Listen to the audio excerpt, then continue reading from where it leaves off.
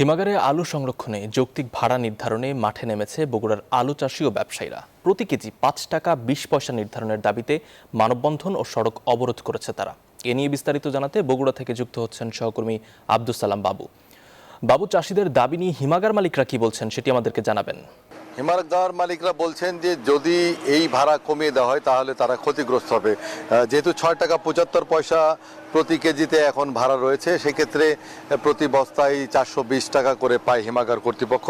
যেহেতু বিদ্যুৎ গ্যাসের খরচ বেড়েছে, এর পাশাপাশি তাদের যে ব্যাংক ঋণ রয়েছে, এই ব্যাংক ঋণের কারণে তাদের খরচ বেড়েছে বলে আমাদেরকে জানিয়েছেন। তো সাধারণ চাষি এবং আলু ব্যবসায়ীরা যে ভাড়ার কথা বলছে ৫ টাকা ২০ পয়সা, সেইটা নির্ধারণ করলে হিমাগার মালিকরা ক্ষতিগ্রস্ত হবে বলে আমাদেরকে জানিয়েছেন।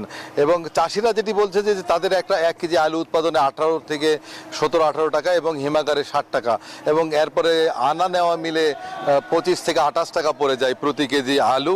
তো সেই আলু এখন বগুড়ার বাজারে ১৩ থেকে ১৫ টাকা কেজিতে পাইকারি দরে বিক্রি করছে তারা হিমাগার থেকে। তো চাষিরাও ক্ষতিগ্রস্ত হচ্ছে। সেক্ষেত্রে উভয়ের মধ্যে সমন্বয় করে একটি ভাড়া নির্ধারণ করা হবে বলে জানিয়েছেন জেলার কৃষি বিপণন অধিদপ্তর, এবং তারা ইতিমধ্যে সেই সুপারিশটা কৃষি বিপণন অধিদপ্তরে পাঠিয়েছে বলে আমাদেরকে জানিয়েছে। এই ছিল বক্তৃতার সর্বশেষ। ফিরবো স্টুডিওতে। বাবু, ধন্যবাদ আপনাকে।